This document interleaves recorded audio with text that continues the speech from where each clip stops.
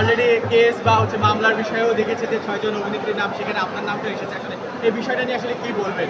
আসলে এই বিষয়টা নিয়ে বলতে চাই, এখন দেখেন শুধু যে আমি ভাইরাল হয়েছি তা না, অনেকেই হয়েছে। বাট নোটিশটা যে দিয়েছে সেই কিন্তু এখানে কিন্তু আমার কোনো দোষ নেই, বা আমরা যারা ছিলাম সেখানে কারো দোষ নেই। এখন কিছু মোবাইল সাংবাদিকরা যদি ওখানে যে আমাদের পার্সোনাল ভিডিও করে, সেটা তো আর আমাদের কিছু করার নেই। আর এখানে আমি প্র্যাকটিসে কি করে যাব না যাবো, এটা তো আমার চয়েস। আমি কি করে যাবো, বাট যখন আমরা খেলার মাঠে খেলতে যাই তখন কিন্তু আমরা জার্সি পরে যাচ্ছি। টিএস স্পোর্টসে যে দেখিয়েছে টিভিতে, উনি বললো যে টিভিতে দেখা যায় না। আমরা কিন্তু টিভির যখন আমরা খেলতে গিয়েছিলাম তখন কিন্তু আমরা জার্সি পরেই গিয়েছিলাম। বাট এইটা হচ্ছে আমরা পার্সোনাল আমরা কোথায় কি পরে যাবো, এটা তো আমাদের চয়েস ভাইয়া। আর ইরফান সাজ্জাদ ভাইয়ার একটা ভিডিও ভাইরাল হয়েছে কিনা দেখেছেন কিনা, উনি কিন্তু বলেছিল সাংবাদিকদের আপনারা সামনে থেকে ভিডিও করুন, পেছন থেকে করবেন না। তো এটা আসলে আমাদের কোনো দোষ নয়। এখন যদি মামলা করতে হয় তাহলে গণমাধ্যমের বিরুদ্ধে করুক, তারপর যারা মোবাইল সাংবাদিক তাদের উপরে করুক, বাট আমাদের কেন? আমরা তো এখানে কিছু করি। আর এখানে শিল্পী হিসেবে নিজেরও কিছুটা গণমাধ্যমের সঙ্গে সঙ্গে নিজেরও কিছু দায়বদ্ধতা জায়গা আছে কিনা, যে কেউ আপনাকে অ্যাপ্রোচ করলো, সেটা আপনি বিচার বিশ্লেষণ না করেই আসলে তাকে ইন্টারভিউস দিলেন, বা এক্সট্রা কারিকুলাম যেগুলো মাঠে আমরা দেখেছি, আসলে অনেকে হয়তো আপনাকে প্ররোচিতও করতে পারে, সেই জায়গা থেকেও নিজেকে একটু সচেতন থাকতে পারতেন কিনা? এখানে তো আমাকে যা কোয়েশ্চেন করা হয়েছে আমি তাই বলছি, আমি তো বেশি কিছু বলি নাই, আমার যা মনে হচ্ছে। বাট যে লয়ার সে সে যেটা করেছে এটা আমার মানহানি হয়েছে, আমি মামলা দিব, মানহানির মামলা দিব তার বিরুদ্ধে। কারণ এটা কিন্তু ওই আরও 2-3 দিন আগে এটা চলে গিয়েছে, ওই টপিক কিন্তু বাদ কেউ মনে রাখেনি। বাট তার জন্য লয়ারের জন্য কিন্তু আমার আবার আগের সেই ক্লিপগুলো ভাইরাল হচ্ছে, তাতে করে তো আমার মানহানি হচ্ছে। আপনার বডি শেমিং নিয়ে আসলে সে প্রশ্ন তুলেছে, এবং প্রেসের সামনে আসলে সেই কথাটাই বলেছিল আসলে। তো সেই ক্ষেত্রে আপনি মানহানির মামলার কথা ভাবছেন কিনা, এবং সেটা কেমন হতে পারে, বা কোনো স্টেপ এর মধ্যে নিয়েছেন কিনা, বা আইনের সাথে কথা বলেছেন কিনা?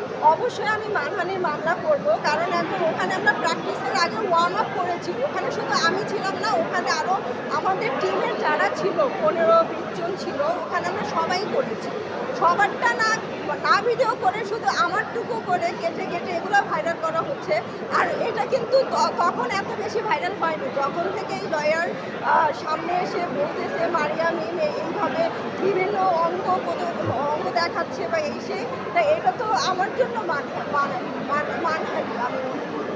কারণ সে আসলে ভাইরাল হওয়ার জন্যই আসছে, তা না হলে খেলা শেষ হয়ে যাওয়ার পরে কেন সে আসবে, তাই না? খেলা কিন্তু শেষ হয়ে গিয়েছে, এখন আবার আজকের টপিক জার্নালিস্টরা পেত, ওইটা কিন্তু আর আসতো না, কিন্তু সে আবার নতুন করে ওইটা আসছেই ভাইরাল হওয়ার জন্য। এখানে উদ্দেশ্য প্রণোদিতভাবে কিছু হয়েছে কিনা বলে মনে করেন? আর এখন এটা আমি তো বলতে পারবো না, আসলে আমি তাকে চিনি না। বাট আমার মনে হচ্ছে তার আসলে কোনো কাজ নেই, কাজ থাকলে তো আরও অনেকেই লয়ারই আছে, তারা তো আসলো না, তাহলে সে কেন আসলো? কাজ নিয়ে যতটুকু না আলোচনায়, তার থেকে খেলা নিয়ে আসলে একদম লাইমলাইটে বলবো যে মারিয়া মিম, আসলে এই জায়গাটা কেমন বা কেমন উপভোগ করছে? এটা তো ভালো লাগছে, বাট আমি দেশের বাইরে থাকার কারণে আমি কাজ করতে পারি। আমি কিন্তু যদি ঈদ না থাকতো সামনে, ঈদ যদি না আসতো, তাহলে আমি কিন্তু এতদিন তো আমি বাংলাদেশে ছিলাম, তো ভাবলাম একটু মানে খেলি, এই জন্যই আসা। আপনার নানান কথা যেগুলো এসেছে মিডিয়াতে, যেমন দেশের বাইরে মেসি ইস্যু, বার্সেলোনা ইস্যু, বা XYZ নানান ইস্যু নিয়ে অনেকে আসলে এটা নিয়ে মজাও করছে সোশ্যাল মিডিয়ায়। আদৌ কি আপনি এগুলো করেছেন কিনা, বা ছবি ইস্যু যেগুলো এসেছে সেগুলো নিয়ে কি বলবেন? আসলে নানান আলোচনা অনেকেই তো বিশ্বাস করছে না, বাট আমরা যে পার্টি করেছি সেই পিকচার আমি আপনাদের দিব, তাহলে আপনারা বিলিভ করবেন যে আসলে মেসি ওখানে নিজেই সেলফি তুলছিল ওর ফ্রেন্ডের সাথে, ওর যে ওয়াইফ ছিল ওর সাথে। আমি তুলেছি আলাদা, মেসি ওর ফ্রেন্ডের সাথে আলাদা তুলেছে, বাট আমরা একসাথেই ছিলাম। বাংলাদেশের প্রেক্ষাপটে আর্জেন্টিনার সমর্থকদের একটা বড় অংশ এই দেশে বসবাস করে। হ্যাঁ, সেই জায়গা থেকে তাদের হয়তো দেখার সুযোগ হয়নি মেসি বা তার স্ত্রী, বা সেই জায়গা থেকে আপনি একদম সব সেখানে দেখেছেন। আসলে কেমন দেখলেন, কেমন মনে হলো, আর সব কিছু মিলে সেই অভিজ্ঞতাটা কেমন ছিল? এখন আমি তো শুরুতেই বলেছিলাম, যখন মেসি আমরা ওখানে ক্লাবে পার্টি করেছিলাম, ওখানে মেসি এটা আসলে কেউ ওর সাথে যে সেলফি তুলে নিই, এটা শুরু আপনারা দেখলেই বুঝতে পারবেন। আমার পিকচার আসলে ওখানে যাই সবাই পার্টি করার জন্য, ওখানে মেসি হবে আর যে আমরা পিকচার তুলবো আপু কাজ বাট নিয়ে কি অনেকে বিশ্বাস করছে না, এটার জন্য আমি তাদের পিকচার দিব যে আসলেই আমরা এক ক্লাবেই ছিলাম, ওই ক্লাবের পিকচার দিলে আপনারা বুঝতে পারবেন যে মেসি ওখানে ছবি তুলছিল।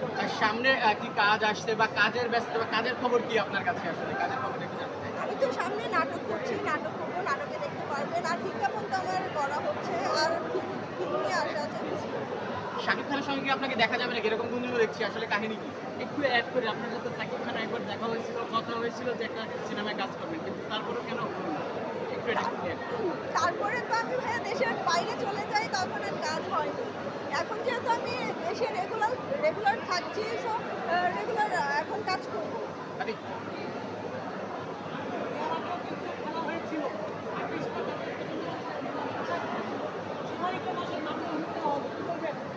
সরি,